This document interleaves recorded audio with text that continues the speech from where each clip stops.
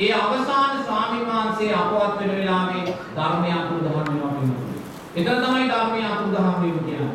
මොකද මේ අවසාන සතර පරාජික ආරක්ෂා කරගෙන ජීවත් වෙන ස්වාමීන් වහන්සේ අපවත් වුණාට පස්සේ ඊට පස්සේ ප්‍රාතිමෝක්ෂයෙන් පිළිපුරු වික්ෂුන් ලෝකේ නැහැ. ඒ නිසා අපිට චතුරාර්ය සත්‍ය ඇහෙන්නේ නැහැ, ආරෂ්ඨාංගික මාර්ගය ඇහෙන්නේ නැහැ. පටිච්ච සමුප්පාදයක් සත්‍ය බොජ්ජංගයක් අපිට ඇහෙන්නේ නැහැ. ධර්මය අතුරුදහන් වෙලා පින්වතුනි. නමුත් අපේ ඇස් පන අපිට මේ මොහොතේ අපිට පේනවා මේ උතුම් සීලයන් ආරක්ෂා කරගෙන ජීවත් වෙන ස්වාමීන් වහන්සේලා පන්සල් ආරණ්‍ය ආශ්‍රිතව දසදහස් ගණන් ජීවත් වෙනවා.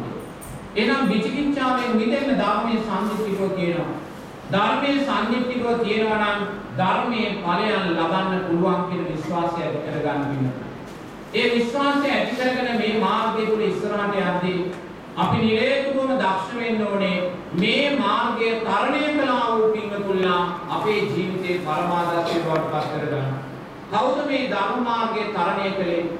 අර විසාකාව අනේපිරි සිටුතුමා, නකුල මාතා, නකුල පියා, වේලුකණ්ඩගේ නන්ද මාතාව, උග්‍ර ගෘහපතිවරයා මේ අය තමයි ගිහි ජීවිතය තුළ ඉඳගෙන මේ ධර්ම මාර්ගය තරණය කළා වූ පින්වතුන්ලා.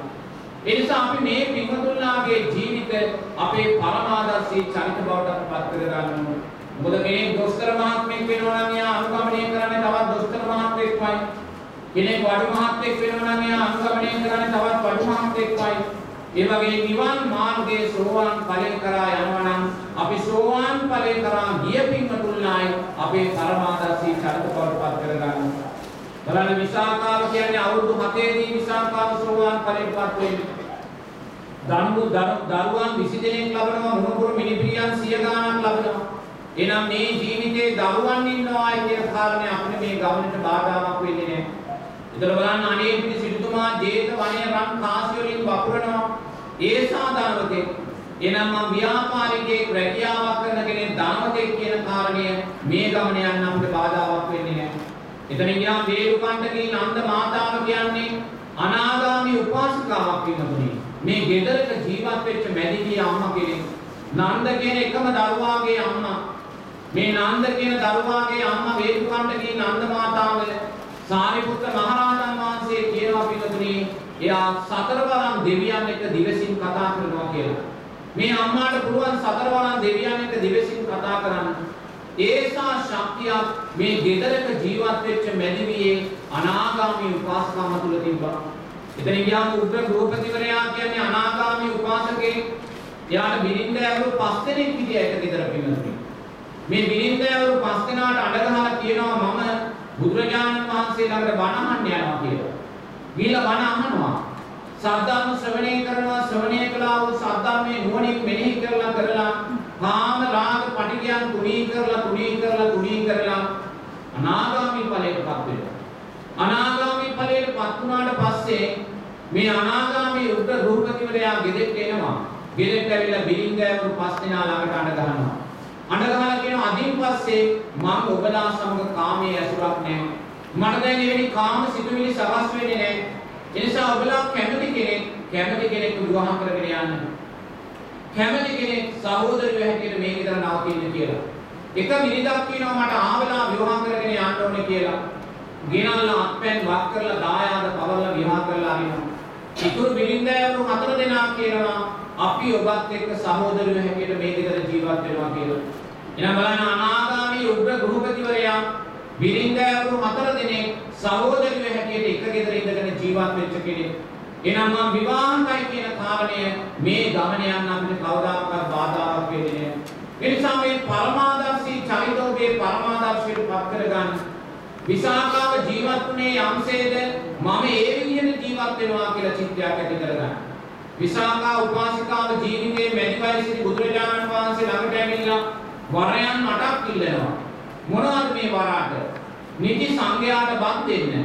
නිදි සංඝයාට ගිලන්පත දෙන්න. නිදි සංඝයාට කැඳ දෙන්න. නිදි සංඝයාට වැසිසරු දෙන්න. නිදි සංඝයාට ඖෂධ දෙන්න. මේ විදිහේ වරයන් 8ක් ඉල්ලනවා පිළිතුරු. කවුද මේ?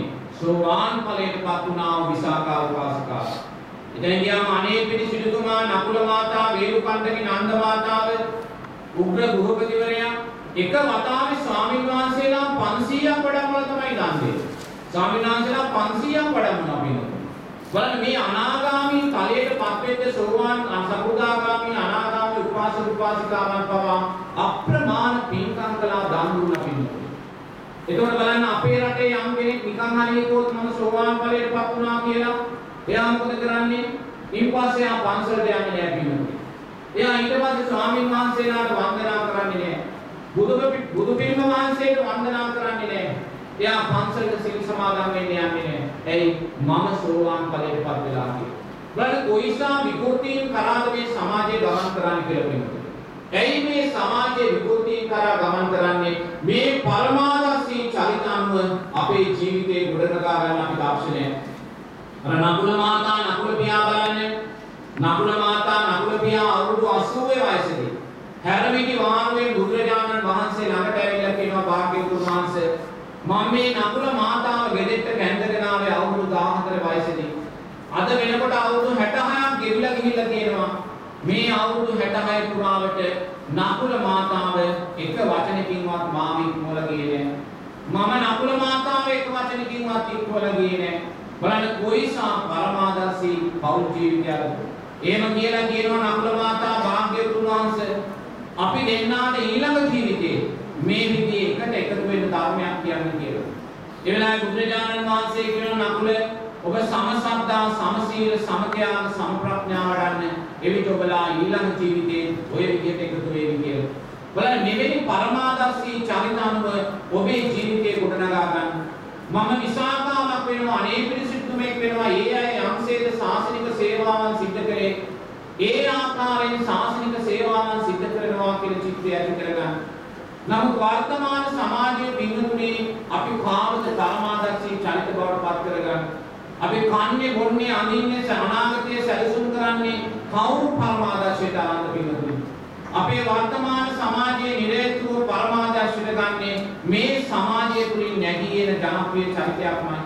ඒ ජනප්‍රිය චරිත අනුවයි අපේ ජීවිතය හැඩගස්සා ගන්න අපේ පරමාදර්ශී චරිත බවට අපි පත් කරගන්න. මෙතන භයානක අනතුරක් වර්තමාන සමාජයේ තියෙනවා පිටුදුනි. බුදුරජාණන් වහන්සේ දේශනා කරනවා වරක් බුදුරජාණන් වහන්සේ ළඟට එනවා ගාමිණී කියලා තරුණේ. මේ ගාමිණී කියන තරුණියා තමයි එදා හිමිය දක්ෂම රංගන ශිල්පියා. මේ දක්ෂම රංගන ශිල්පියා බුදුරජාණන් වහන්සේ ළඟට ඇවිල්ලා කියනවා භාග්‍යවතුන් වහන්සේ අපි මේ රූපය උපයෝගී කරගෙන ලෝකයා සතුටු කරන අය, ලෝකයා විනෝද කරන අය, අපි වගේ මේ රූපය උපයෝගී කරගෙන ලෝකයා සතුටු කරන විනෝද කරන අය මරණින් පස්සේ යන්නේ පායාස දිව්‍යතලයටයි කියලා අපේ ගුරුවරු අපිට කියලා තියෙනවා. ඒ වෙලාවේ බුදුරජාණන් වහන්සේ දේශනා කරනවා ගාමිණී ඔය කතාව අපි මෙතනින් නවත්තමු කියලා. නැවතත් ඒකම කියනවා. ඒ වෙලාවේ බුදුරජාණන් වහන්සේ දේශනා කරනවා ගාමිණී මේ පායාසය කියන්නේ දිව්‍යතලයක් නෙමෙයි.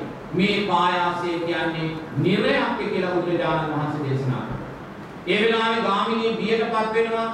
දරුවන් සරණේ පිහිටනවා උතුම් පැවිදි උපසම්පදාව ලැබලා උතුම් අරිහත් භාවයටපත් වෙනවා පිළිතුරුයි. එනම් බුදුරජාණන් වහන්සේ මේ දේශනා කළා වූ ධර්මයේ තුල බලවත් අනතුරු මෙකවීමක් වර්තමාන සමාජයේ පෙරෙනවා.